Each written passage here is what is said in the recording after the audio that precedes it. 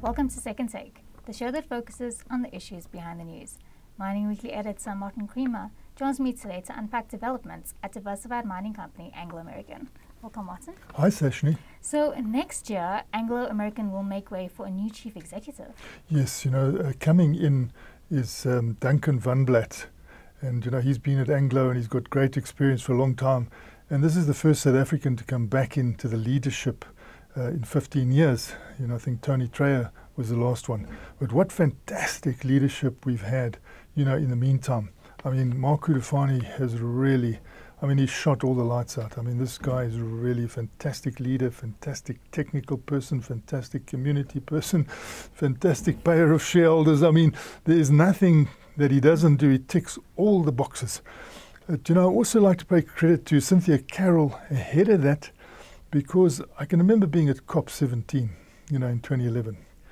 And if people had listened to her proposal, and South Africa particularly, had listened to her proposal on hydrogen economy and platinum group metals and fuel cells at that stage, if they had taken that seriously and she had done a lot of research, we would really be in a very strong position now to move ahead on the hydrogen economy. So people make contributions, but I think Duncan Van Blatt is going to make a fantastic contribution. He's a second generation miner. I can remember going around with his father before him, with that Johannesburg Consolidated Investments.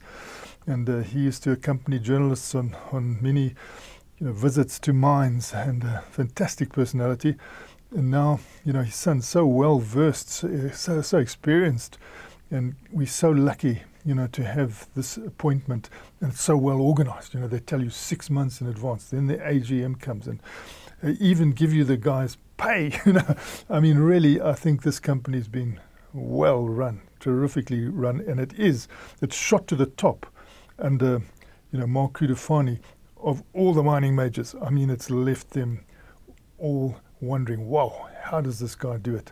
So we've been very blessed, and it looks like we're going to be continually blessed as we go forward. And with electricity supply making headlines in the country, Anglo American is planning to use water in its underground mines to generate power. This is really a good thing to do.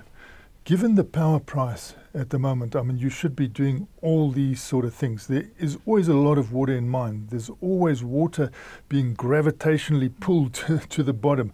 There's always the need to pump that back to the top. And now people are saying, with the price of electricity that it is, these things must come into power because they're also clean. This is hydropower. So, under Mark Hydropower again, bringing this in under that sustainability update, saying that when there's renewable energy surplus, we will use that renewable energy to pump the water that is at the base of the mine back to a tank, higher up. And then when we need that electricity again, we will allow gravity to drag that water to the bottom again.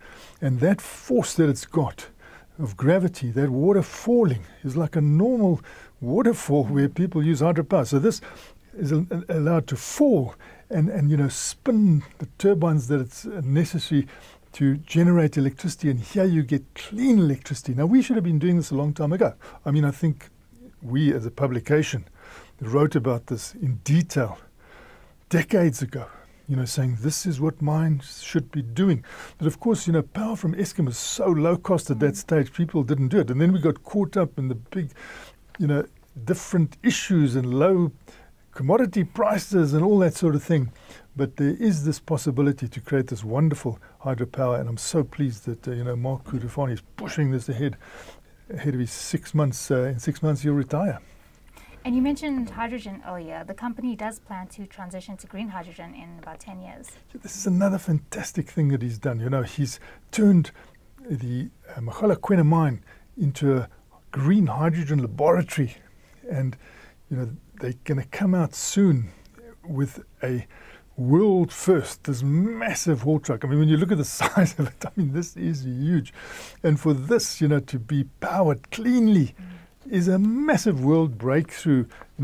We just had COP26, people wanting this, but look how long they've been ahead of COP26. And now that by next year, it looks like they'll be ready to go with that.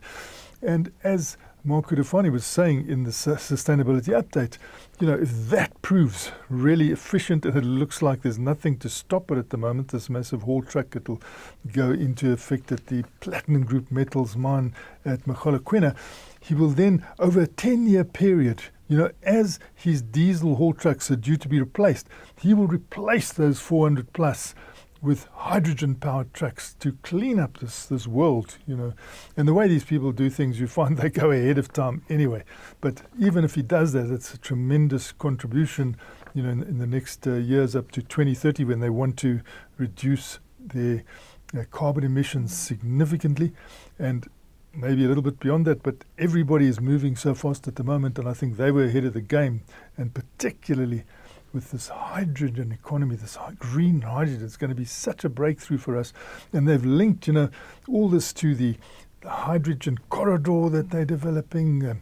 You see Sasol coming into the act. So many international companies that they've brought here.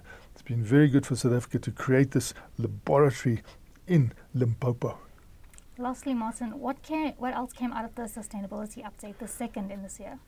It was wonderful to listen to the people who were giving insight onto the community development side, because this is so important for South Africa, and that's another thing that Mark Hydropower has stood for.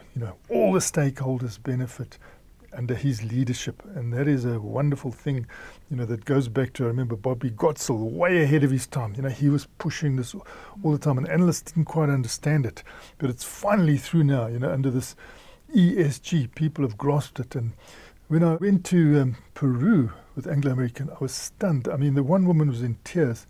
She was so full of gratitude for what Anglo American had done for the communities there to get them involved in agriculture. And when I listened to this sustainability update now, you realize that they are mastering this, and they don't just want it under the Anglo American umbrella. That's the last thing they want. They want to be the catalyst, almost like being platinum, in a fuel cell. They want to be the catalyst to bring in everything. Because, in these regions like Limpopo, where you'll have the government has already got a development plan. So you look at that and you say to the government, wow, this is good, but hey, can we bring some business input into this? Can we get some commercial? Can we look at the tourism side? Can we look at the supply side? And, we spend a fortune on in our supply chain. Can we bring some of these people in the supply chain? And invariably, they find opportunities. And you can see that they're finding opportunities to produce crops that many can't understand why they've never been grown here, because they grow here much better than the crops that have been grown.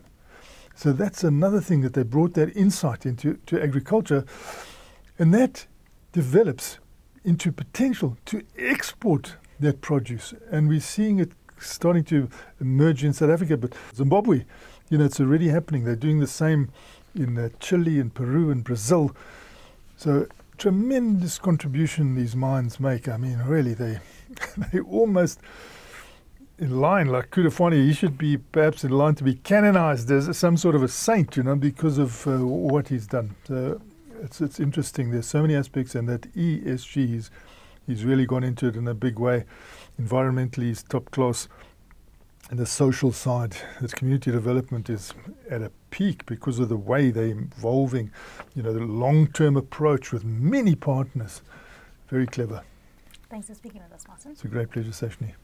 That's it for today. Join us again next week for more news analysis on the local and global mining industries. And don't forget to listen to the audio version of our Mining Weekly daily email newsletter.